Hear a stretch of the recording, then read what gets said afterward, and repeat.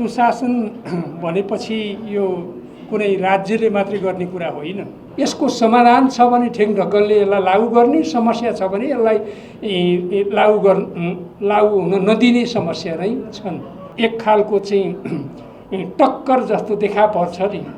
वास्तवमा भन्ने भने हामीलाई निकै ठुलो चुनौती खडा भएको छ। भयानक सङ्कटका बिचमा चाहिँ त्यहाँ महान अवसर पनि छ। एउटा महान बसकै बिचमा हामी अगाडि बढिरहेको छौँ। बस भइरहेको छ। पहिला पहिला समुद्र मन्थन भन्थे, अहिले चाहिँ महान बसको बिचबाट हामी अगाडि बढेका छौँ। सानो एउटा शब्दावलीले जमिन आसमानको फरक पर्ने रहेछ र सुशासनमा सबैभन्दा नराम्रो धक्का दिने कुरा नै त्यही हो। राष्ट्रिय हितको सवालमा चाहिँ पुरै दृढतापूर्वक अगाडि बढ्न सुरु गर्यो। त्यहीँबाट चाहिँ सङ्घीय संसदमाथि घेराबन्दी हुन थाल्यो। निकै ठुलो घेराबन्दी भइरहेको छ। केही मान्छेलाई सधैँभरि भ्रममा पार्नु सकिन्छ, सबै मान्छेलाई सधैँभरि भ्रममा पार्नु सकिँदैन। मलाई असाध्यै मनपर्छ भन्नेले के भन्छन्, मैले त्यस्तोमा वास्ता गर्दिनँ। म लुरु अगाडि बढेको छु। मेरो बुद्धि र विवेकले नपुगेर कहिलेकाहीँ त्रुटि हुन सक्छन्, तर मैले जानी मैले देश र जनताको हित विपरीत कुनै पनि काम गरेको छैन। कसैको दबावमा काम गरेको छैन र कसैको प्रभावमा पनि काम गरेको छैन। मेरो ब्रह्मले देख्छ त्यही गरेको छु। यहाँ तटस्थ होस् भनेर चाहने होइन, मेरो पक्षमा काम गरेन अथवा मेरो पक्षमा काम गरोस् भन्ने चाहना बढी अन्तर्निहित भएको म मान्छु। मलाई देश र जनताको मेरो विवेकले र मेरो चेतनाले निर्देशित भए अनुसारको काम गर्न कसैले रोक्न सक्ने छैन, रोकिने पनि म छैन। संसारको कुनै देशको चाहिँ तुलना हुन सक्दैन। अरू देशको चाहिँ नक्कल गरेर यहाँ त्यसै गर्छु भनेर कसैले ठान्छ भने त्यो यहाँ लागू हुन सक्दैन।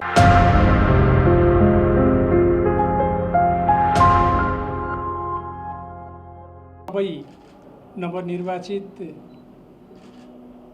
पदाधिकारीहरू र अन्य सबै पत्रकार मित्रहरू र महानुभावहरू, मलाई असाध्य खुसी लागेको छ।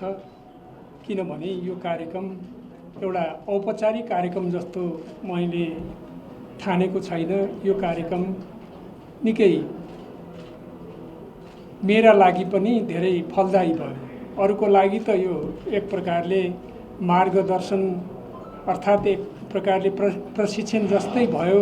नवनिर्वाचित पदाधिकारीहरूको टिमलाई त, तर मलाई पनि यो निकै फलदायी भयो भन्ने लाग्छ। यस अर्थमा यो कार्यक्रमको यो स्तरको यो खालको संयोजन जो गर्नुभएको छ त्यसका लागि पनि म हार्दिक धन्यवाद दिन चाहन्छु। र सबभन्दा पहिला म यो अध्यक्ष लगायत सम्पूर्ण नवनिर्वाचित पदाधिकारीहरूलाई हार्दिक बधाई दिन चाहन्छु, शुभकामना दिन चाहन्छु। र यो महान एउटा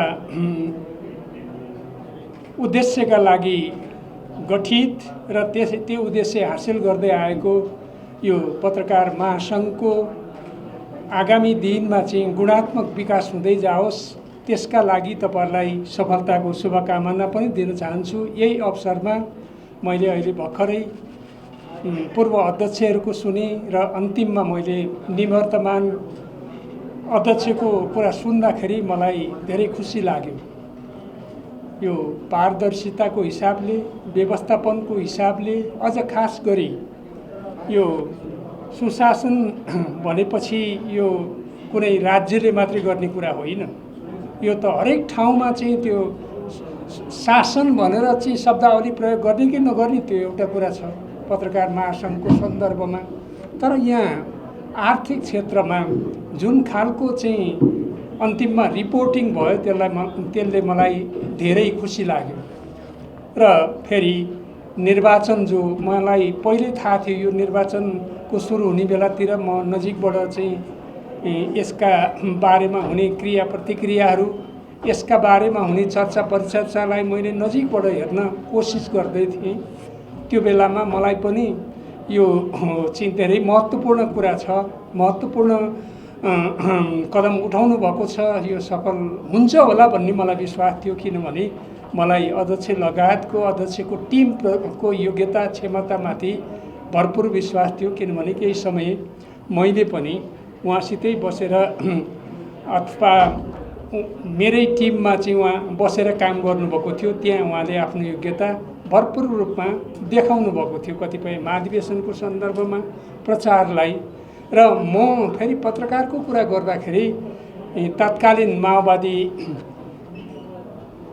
केन्द्रको प्रवक्ताको हैसियतले हामीले मलाई लाग्छ निकै राम्रो अन्तर्क्रिया गऱ्यौँ।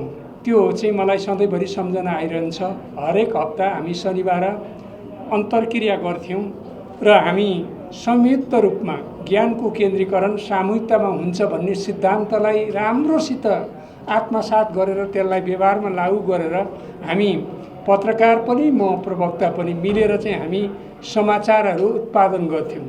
र ती समाचारहरू चाहिँ फेरि अलि बढी नै चाहिँ यथार्थमा आधारित हुन्थे। त्यसले चाहिँ एउटा सबैलाई चाहिँ राम्रो सन्देश दिएको थियो। त्यो अर्थमा पनि मलाई के लाग्छ त भन्दाखेरि यो पत्रकार महासङ्घको कार्यक्रममा भनेपछि यसमा चाहिँ जानुपर्छ।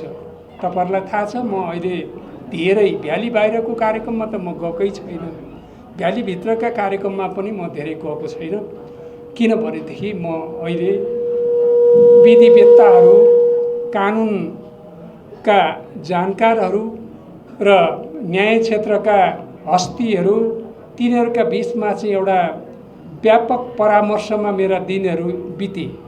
किनभने म कानुनको विद्यार्थी पनि थिइनँ र मात्रै होइन, मैले चाहिँ आफ्नो जिन्दगीमा सधैँभरि एउटा उतार चढाव र एउटा आँधीबेहरीको कथा जस्तै गरी चाहिँ आफूलाई चाहिँ व्यस्त राख्दै आएको सन्दर्भमा मैले चाहिँ अलिकति बौद्धिक कामहरू, ज्ञानको विकास विस्तार गर्ने कुराहरूमा चाहिँ समय दिन सकेको थिएन। त्यसकारण मैले यसलाई चाहिँ एउटा अवसरको रूपमा लिएँ। जब मलाई सभामुखको जिम्मेवारी प्राप्त भइसकेपछि मैले ज्ञानको विस्तारका लागि यसलाई अवसरको रूपमा दिनुपर्छ भनेर मैले त्यसमा चाहिँ अलि बढी समय दिने प्रयत्न गरेँ। तर नेपाल पत्रकार महासङ्घले पहिलो पटक लोकतन्त्रको अभ्यास गरेको छ। यो भनाइ मलाई असाध्यै धेरै मनपर्छ। प्रेस स्वतन्त्रता भनेको चाहिँ यो लोकतन्त्रका निम्ति मात्र छैन, यो आफै लोकतन्त्र हो।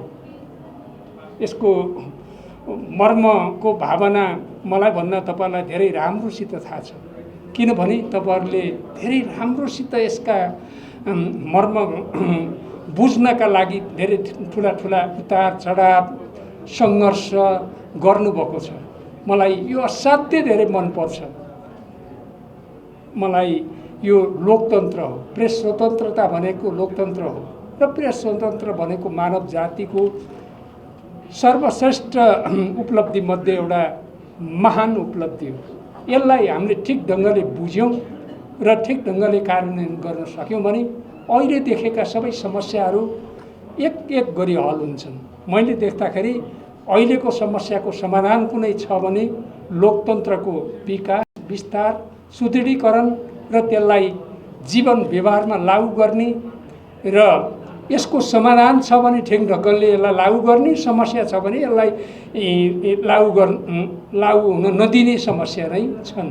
यसमै अहिले तपाईँ हेर्नुहुन्छ भने अहिले जुन एक खालको चाहिँ टक्कर जस्तो देखा पर्छ नि, वास्तवमा भन्ने भने हामीलाई निकै ठुलो चुनौती खडा भएको छ। एकातिर मानव जाति र मानव सभ्यतामाथि नै चुनौती खडा गर्ने चाहिँ एउटा महाव्याधि पनि अझ झम्टी आइरहेको छ। त्यसकारण विश्व दृष्टिकोण निर्माण गर्ने कुरामा पनि चाहिँ हामीले यो त अरूकै काम हो र भनेर पन्छिने कुरा छैन। हामीले त्यसमा पनि आफ्नो दिमाग लाउनु पर्नेछ। त्यसका आधारमा हामीले विश्व दृष्टिकोणका आधारमा राष्ट्रिय दृष्टिकोण निर्माण गर्नका लागि पनि हामीले आफ्नो योग्यता क्षमतालाई भरपुर प्रयोग गर्नुपर्ने आवश्यकता छ। मलाई के लाग्छ भने तपाईहरुको अहिले समग्र रिपोर्ट र यहाँ पूर्व अध्यक्षहरू, निवर्तमान अध्यक्ष र अहिलेको टिमका चाहिँ अभिव्यक्ति सुन्दा नि मलाई के गर्व छ भने यसले सामूहिक रूपमा सङ्कल्प गरेर अगाडि बढ्ने हो भने यसले देखा परेका चुनौतीहरू एक एक गरी सामना गर्न सक्छ। हामी सबैलाई थाहा छ, मैले तपाईँहरूको अगाडि यसलाई चाहिँ उल्लेख गरेर यसलाई सामूहिक रूपमा अझ गहिरो गरी आत्मसात गरौँ भनेर मात्रै उल्लेख गर्न खोजेको भयानक सङ्कटका बिचमा चाहिँ त्यहाँ महान अवसर पनि छ। सङ्कट वास्तवमा सङ्कट भयो भनेर हामीले धेरै चिन्तित हुनु पर्दैन, त्यो सङ्कटभित्र अवसर पनि छ। अहिले भन्नुहुन्छ भने वास्तवमा एउटा महान बसकै बिचमा हामी अगाडि बढिरहेको छौँ। बस भइरहेको छ, पहिला पहिला समुद्र मन्थन भन्थे, अहिले चाहिँ महान बसको बिचबाट हामी अगाडि बढेका छौँ। र मलाई के विश्वास छ भने बस छेड्नु नै महान कुरा हो। बस कहिलेकाहीँ चाहिँ शून्य शून्य जस्तो लाग्छ तपाईँहरूलाई पनि, अलिकति अन्यल अलिकति के हुँदैछ भने जस्तो राजनीतिक शून्यताको स्थिति देख्नुहुन्छ नि, बाहिर आवरणमा मात्रै हो, तर त्यो भित्रभित्रै एकदम त्यो बसमा छ, त्यो निस्किन्छ, प्रस्फुटन हुन्छ। हामी लागेकै छौँ, तपाईँहरू लाग्नु भएको छ, हामी सबै लागेका छौँ। त्यसकारण मलाई के लाग्छ त भन्दाखेरि यो नेपाल पत्रकार महासङ्घ चाहिँ अब यो भन्ने कुरामा मात्रै होइन, प्रवचन दिने कुरामा मात्रै होइन, यो राज्यकै अङ्ग हो र यो राज्यकै अङ्गको रूपमा यसलाई विकास गर्नका लागि यसले जे जति गरिरहेको छ अहिले पनि यसले चाहिँ प्रयत्न गरिरहेको छ र अझ पनि प्रयत्न गर्नुपर्छ। र चुनौती त पल पल पल प्रतिपल आइ नै रहन्छ। मलाई भारतीय पूर्व राष्ट्रपति अब्दुल कलाम यो कुरा आइरहेको थियो कि ज्ञानको परिभाषा बदलिन्छ भनेर, मलाई दिमागमा ज्ञानको परिभाषा कसरी बदलिन्छ भन्ने लागिरहन्थ्यो। जब अब्दुल कलामले भन्नुभयो कि सपना त त्यो हो जसले निदाउनै दिँदैन, सधैँभरि छटपट्टि गराइरहन्छ भनेर, त्यो भनाइ मलाई असाध्यै धेरै मनपर्छ। र त्यो भनाइ मनपर्ने बेलामा म आइन्स्टाइनलाई सम्झन्छु। दुनियाँमा सबैभन्दा बढी दिमागको प्रयोग गर्ने महान धरती विभूति आइन्स्टाइन हो। उहाँले चाहिँ प्रयोग गर्नुभयो, हामीले आफूलाई कति सक्रिय बनाउन सक्छौँ, कति हामीले हरदम चाहिँ आफ्ना ऊर्जा स्टामिनाहरूलाई चाहिँ अझ प्रस्फुटित गर्न सक्छौँ, त्यति सफलता हासिल गर्न सक्छौँ। मैले भन्न खोजेको कुरा के भने हामी अहिले पनि चुनौतीकै बिचमा छौँ, तर मलाई के लाग्छ भने चुनौतीको सामना गर्दै अगाडि बढ्दा हामी सफल हुन्छौँ भन्ने मलाई लाग्छ। अब पत्रकारिताको कुरा गर्दाखेरि मलाई यतिखेर कुरा गर्दा गर्दै बेलायतमा यो गार्डियन र टेलिग्राफले चाहिँ खेलेको भूमिकाको सम्झना आयो। त्यहाँ ती दुईटा पत्रिकाले विपरीत धारका बिचमा चाहिँ उनीहरूले चाहिँ आफ्नो निरन्तर कलम चलाइरहेर ती दुईटा विचारलाई चाहिँ संवादले अगाडि बढाएर तिनीहरूले वास्तवमा भन्ने भने लोकतन्त्रको बेलायती लोकतन्त्रको चाहिँ समृद्धिमा ठुलो योगदान पुर्याए। त्यस अर्थमा मलाई के लाग्छ त भन्दाखेरि तपाईँहरूलाई थाहा भएकै कुरा हो, यहाँ सल्लाह गर्दा राम्रै हुन्छ, ती कुराहरू उल्लेख गर्दा राम्रै हुन्छ। हामीले ध्यान दिनुपर्ने कुरा के छ भने हाम्रो समाचारको विश्वसनीयता, वस्तुनिष्ठता, तथ्य परकता, त्यसको लागि कठोर मेहनतको जरुरत पर्छ। वास्तवमा हाम्रो देशमा भन्नुहुन्छ भनेदेखि यो अनुसन्धानको महत्त्व, अब इनोभेसन भनौँ, अझ यहाँ भन्दाखेरि म ठुला अनुसन्धान जस्ता ठुला शब्द प्रयोग गर्न चाहन्न। रिसर्चको चाहिँ जीवनका हरेक क्षेत्रमा यति धेरै महत्त्व छ। जे काम गर्छौँ हामीले रिसर्च गरेर मात्रै गऱ्यौँ र त्यो गऱ्यो भने हामीले वास्तवमा भन्ने भने जनताको ध्यान खिच्न सक्छौँ, जनतालाई सन्देश दिन सक्छौँ र निकै शक्तिशाली जनमत सिर्जना गर्न सक्छौँ।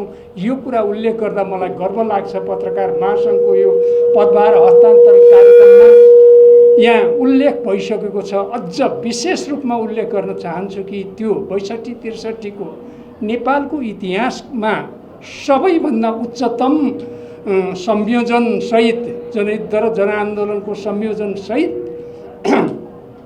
सङ्गठित भएको आन्दोलनको चाहिँ खुल्ला मोर्चामा तपाईँहरूले नै पहल कदमी लिनु। त्यो सामान्य कुरा थिएन। तपाईहरुले आफैले लिनुभएको हुनाले, आफैले चाहिँ जोखिम लिनुभएको हुनाले सामान्य लाग्छ। यहाँ उल्लेख त भयो, तर म त्यो असामान्य र असाधारण भन्छु।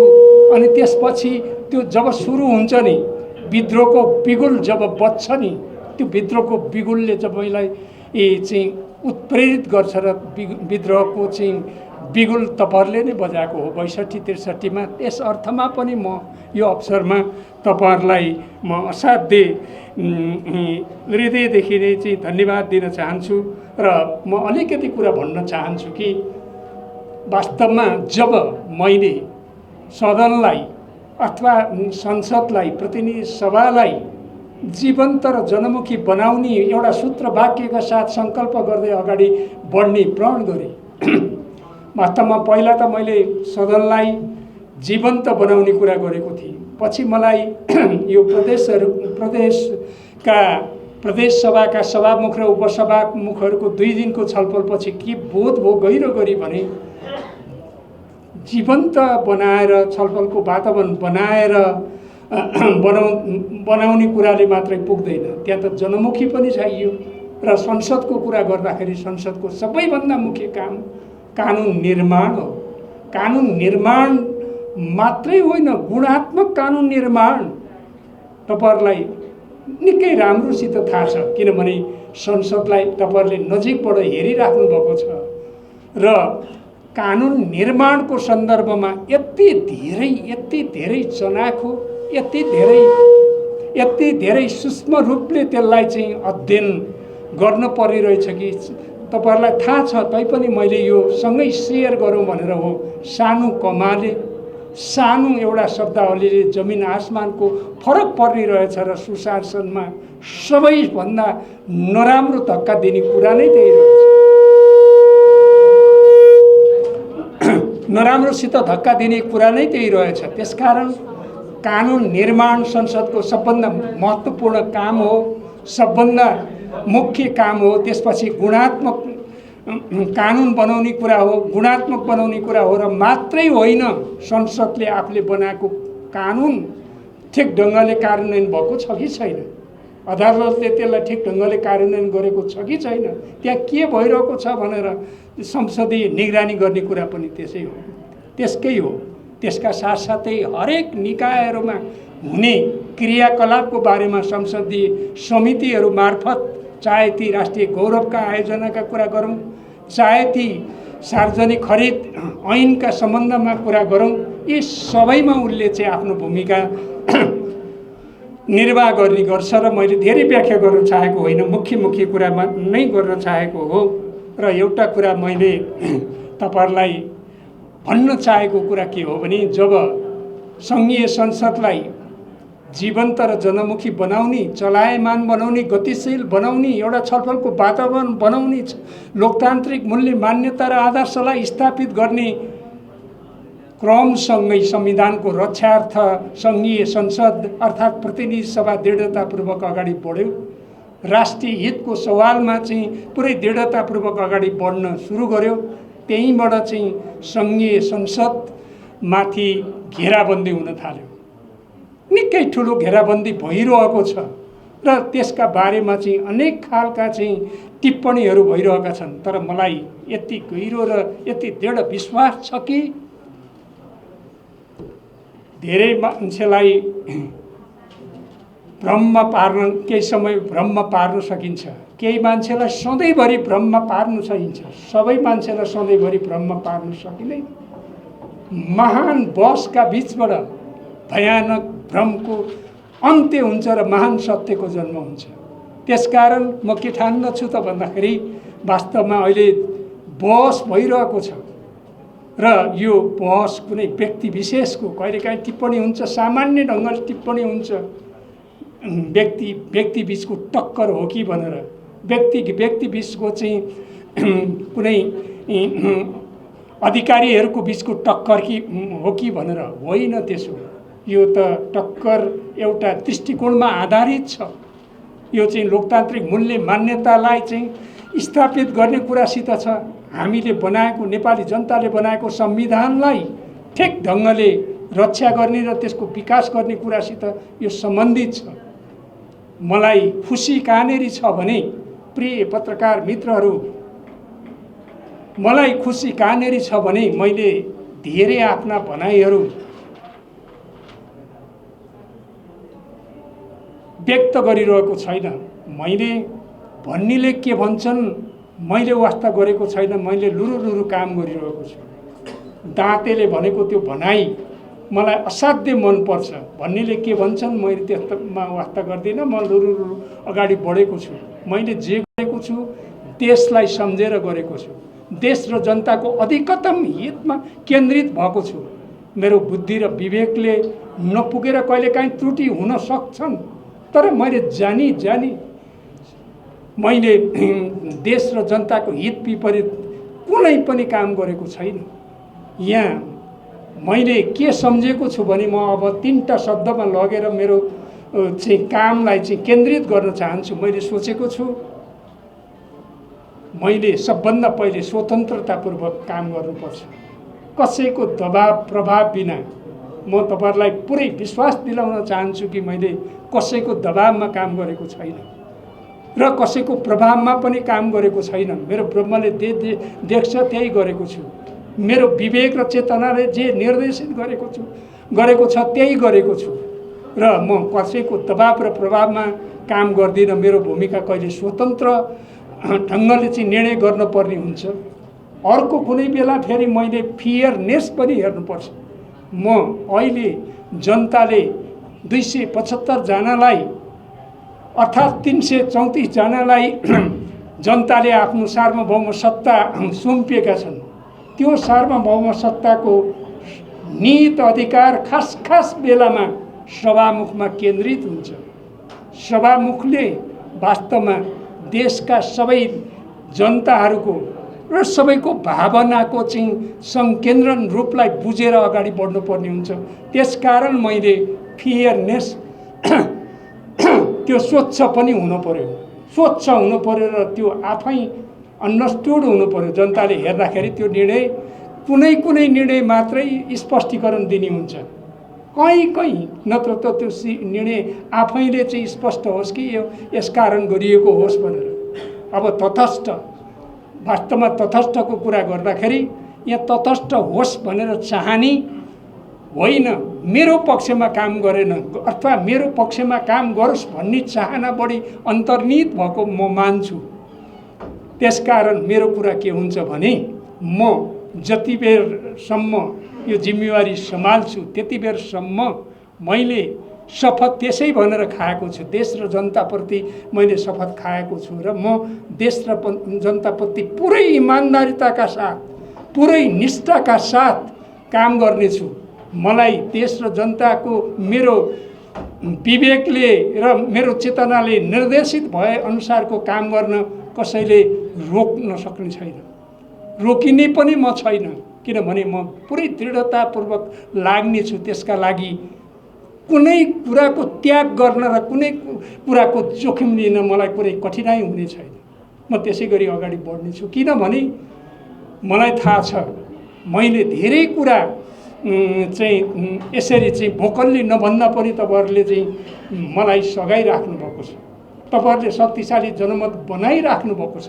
मलाई गर्व छ यो पत्रकारिता जगतप्रति र यो पत्रकारिता जगतले हरेक आन्दोलनमा मैले सबभन्दा ठुलो कुरो त सबभन्दा जोड दिएर व्याख्या गरिसकेँ। त्योभन्दा ठुलो आजसम्म नेपालमा आन्दोलन भएको छैन। त्यसको सुरुवात गरेर जनतालाई चाहिँ अभिप्रेरित गरेर सबै पार्टीहरूलाई चाहिँ भनौँ न एक खालले चाहिँ एउटा चाहिँ सङ्गठित हुने र अगाडि बढ्ने तपाईहरुले शक्तिशाली सन्देश दिनुभएको कुरा मैले पहिल्यै भनिसकेको छु। त्यसकारण मलाई विश्वास छ, नेपाली जनताप्रति विश्वास छ। मलाई नेपाली जनतालाई